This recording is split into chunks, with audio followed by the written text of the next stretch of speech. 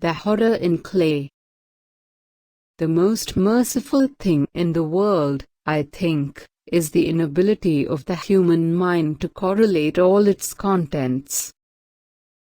We live on a placid island of ignorance in the midst of black seas of infinity, and it was not meant that we should voyage far.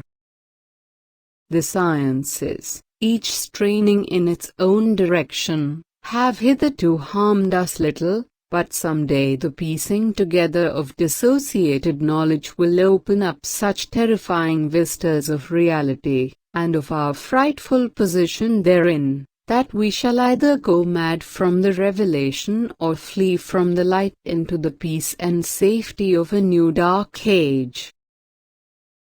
Theosophists have guessed at the awesome grandeur of the cosmic cycle wherein our world and human race form transient incidents. They have hinted at strange survivals in terms which would freeze the blood if not masked by a bland optimism. But it is not from them that there came the single glimpse of forbidden eons which chills me when I think of it and maddens me when I dream of it. That glimpse, like all dread glimpses of truth, flashed out from an accidental piecing together of separated things, in this case an old newspaper item and the notes of a dead professor. I hope that no one else will accomplish this piecing out. Certainly, if I live, I shall never knowingly supply a link in so hideous a chain. I think that the professor, too, intended to keep silent regarding the part he knew, and that he would have destroyed his notes had not sudden death seized him. My knowledge of the thing began in the winter with the death of my great-uncle, George Gammelangel, Professor Emeritus of Semitic Languages in Brown University, Providence, Rhode Island. Professor Angel was widely known as an authority on ancient inscriptions, and had frequently been resorted to by the heads of prominent museums, so that his passing at the age of 92 may be recalled by many. Locally, interest was intensified by the obscurity of the cause of death. The professor had been stricken whilst returning from the Newport boat, falling suddenly, as witnesses said, after having been jostled by a nautical-looking negro who had come from one of the queer dark courts on the precipitous hillside which formed a short-cut from the waterfront to the deceased's home in Williams Street. Physicians were unable to find any visible disorder, but concluded after perplexed debate that some obscure lesion of the heart, induced by the brisk ascent of so steep a hill by so elderly a man, was responsible for the end. At the time I saw no reason to dissent from this dictum, but latterly I am inclined to wonder, and more than wonder. As my great-uncle's errand executor, for he died a childless widower, I was expected to go over his papers with some thoroughness, and for that purpose moved his entire set of files and boxes to my quarters in Boston.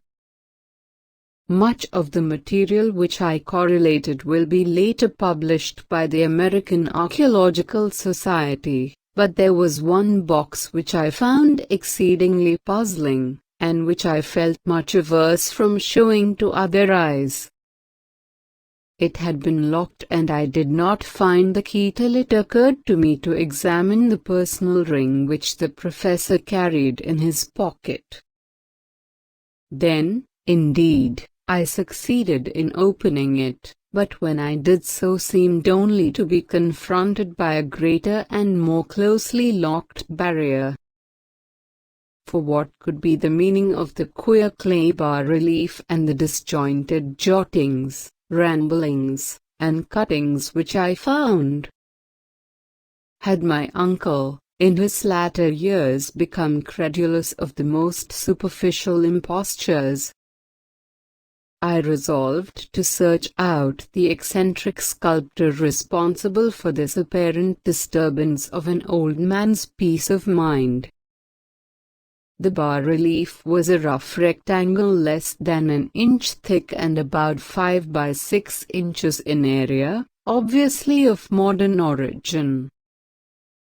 Its designs, however, were far from modern in atmosphere and suggestion, for, although the vagaries of Cubism and Futurism are many and wild, they do not often reproduce that cryptic regularity which lurks in prehistoric writing.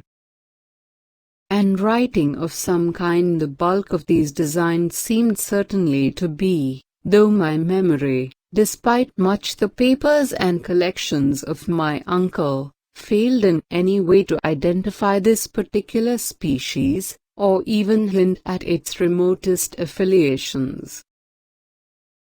Above these apparent hieroglyphics was a figure of evident pictorial intent, though its impressionistic execution forbade a very clear idea of its nature.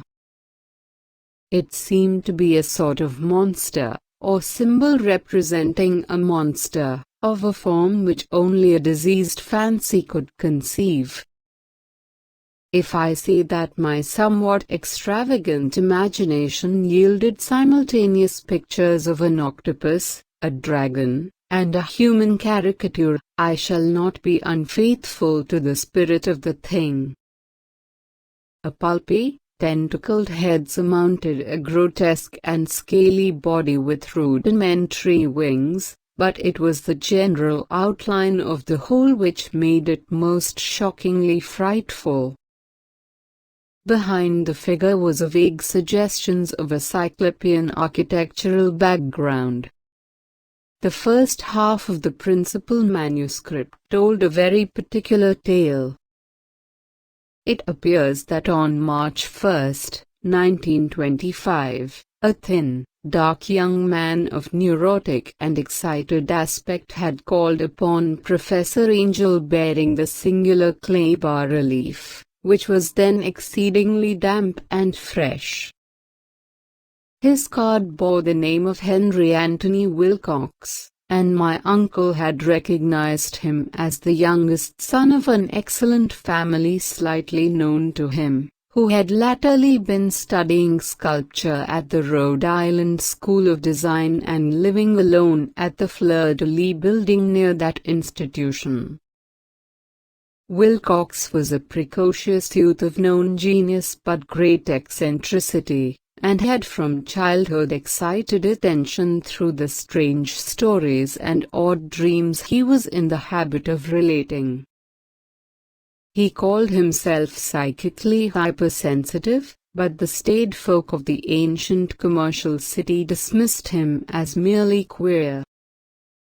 Never mingling much with his kind, he had dropped gradually from social visibility, and was now known only to a small group of aesthetes from other towns.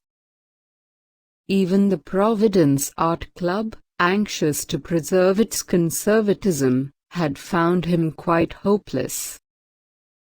On the occasion of the visit, ran the professor's manuscript, the sculptor abruptly asked for the benefit of his host's archaeological knowledge in identifying the hieroglyphics of the bas-relief.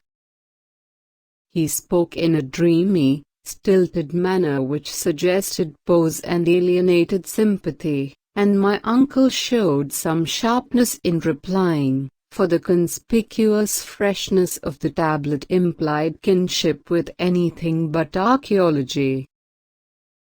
Young Wilcox's rejoinder, which impressed my uncle enough to make him recall and record it verbatim, was of a fantastically poetic cast which must have typified his whole conversation, and which I have since found highly characteristic of him. He said, "It is new, indeed, for I made it last night in a dream of strange cities, and dreams are older than brooding Tyre, or the contemplative Sphinx, or garden-girdled Babylon. It was then that he began that rambling tale which suddenly played upon his sleeping memory and won the fevered interest of my uncle. There had been a slight earthquake tremor the night before, the most considerable felt in New England for some years, and Wilcox's imagination had been keenly affected.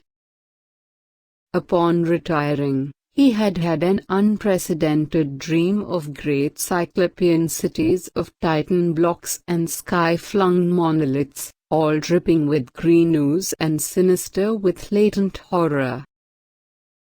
Hieroglyphics had covered the walls and pillars, and from some undetermined point below had come a voice that was not a voice, a chaotic sensation which only fancy could transmute into sound, but which he attempted to render by the almost unpronounceable jumble of letters, Cthulhu. This verbal jumble was the key to the recollection which excited and disturbed Professor Angel. He questioned the sculptor with scientific minuteness, and studied with frantic intensity the bas-relief on which the youth had found himself working, chilled and clad only in his night clothes, when waking had stolen bewilderingly over him. My uncle blamed his old age, Wilcox afterwards said, for his slowness in recognizing both hieroglyphics and pictorial design.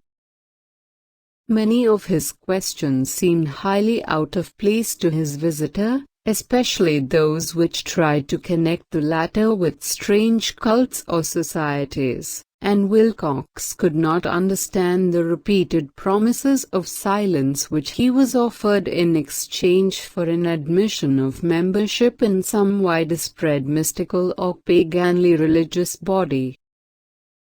When Professor Angel became convinced that the sculptor was indeed ignorant of any cult or system of cryptic law, he besieged his visitor with demands for future reports of dreams. This bore regular fruit, for after the first interview the manuscript records daily calls of the young man, during which he related startling fragments of nocturnal imagery whose burden was always some terrible cyclopean vista of dark and dripping stone, with a subterranean voice or intelligence shouting monotonously in enigmatical sense impacts uninscribable save as gibberish. The two sounds frequently repeated are those rendered by the letters Cthulhu and R'lyeh. On March 23, the manuscript continued, Wilcox failed to appear, and inquiries at his quarters revealed that he had been stricken with an obscure sort of fever and taken to the home of his family in Waterman Street. He had cried out in the night, arousing several other artists in the building, and had manifested since then only alternations of unconsciousness and delirium. My uncle at once telephoned the family, and from that time forward kept close watch of the case, calling often at the Thayer Street office of Dr. Toby, whom he learned to be in charge. The youth's febrile mind, apparently, was dwelling on strange things, and the doctor shuddered now and then as he spoke of them.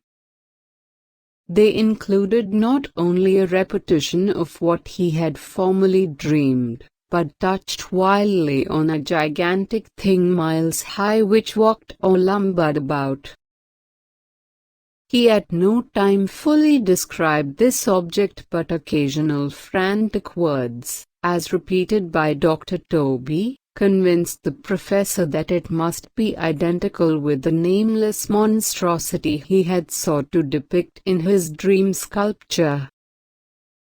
Reference to this object, the doctor added, was invariably a prelude to the young man's subsidence into lethargy.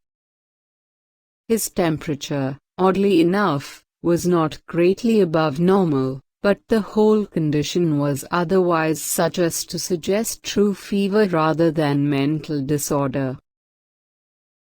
On April 2 at about 3 p.m. every trace of Wilcox's malady suddenly ceased. He sat upright in bed, astonished to find himself at home and completely ignorant of what had happened in dream or reality since the night of March 22.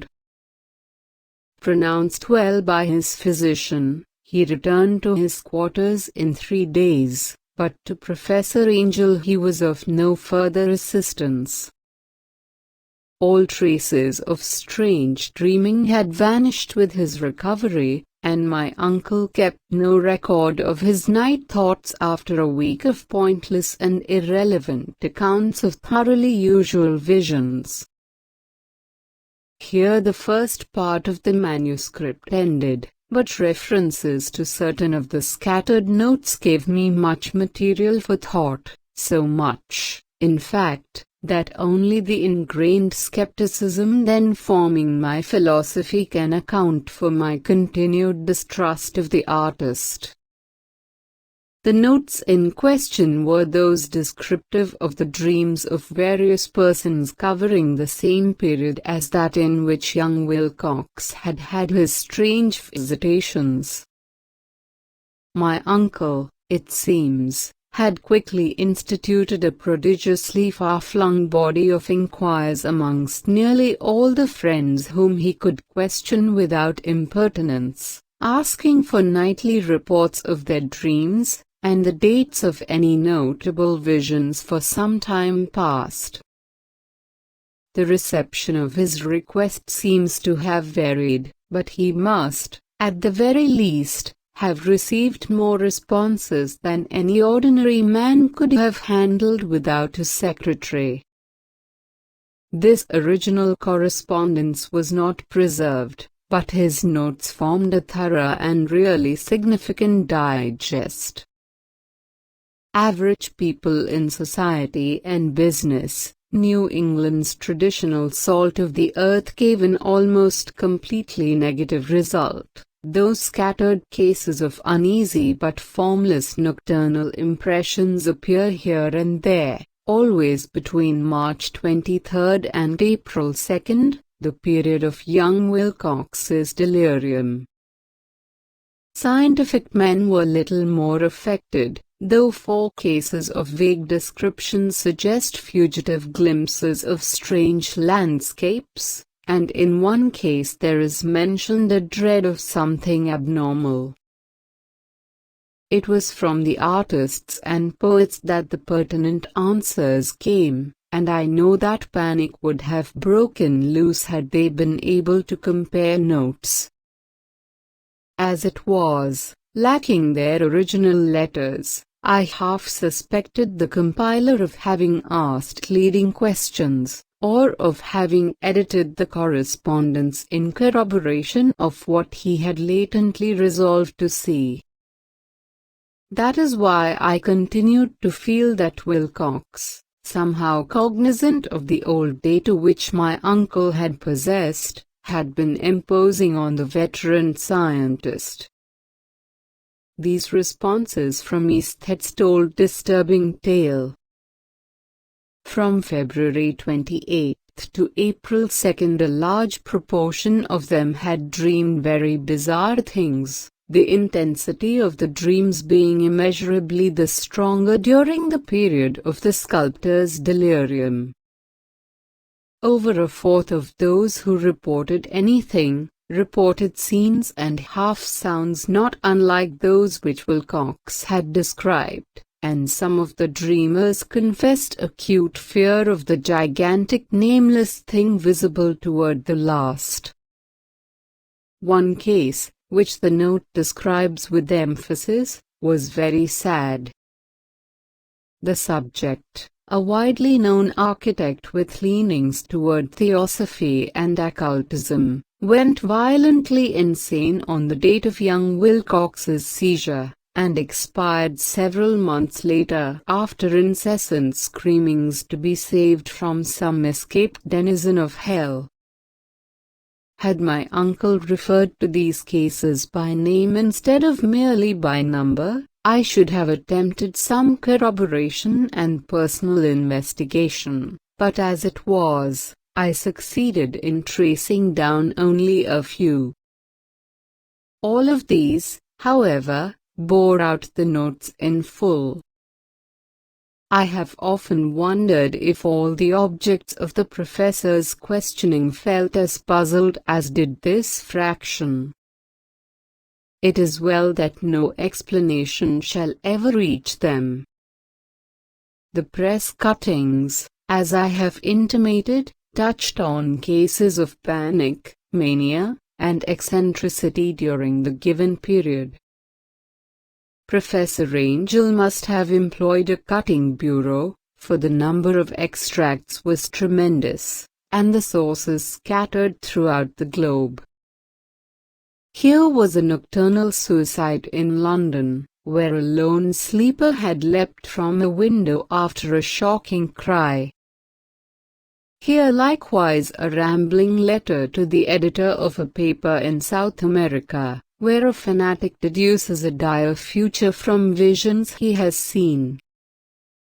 A dispatch from California describes a theosophist colony as donning white robes en masse for some glorious fulfillment which never arrives, whilst items from India speak guardedly of serious native unrest toward the end of March the 22nd to the 23rd.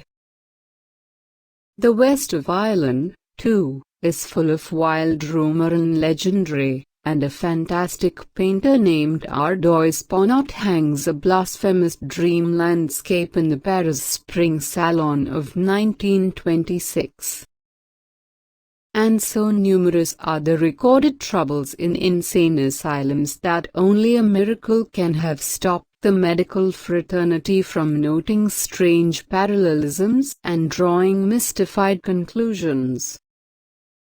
A weird bunch of cuttings, all told, and I can at this state scarcely envisage the callous rationalism with which I set them aside. But I was then convinced that young Wilcox had known of the older matters mentioned by the professor,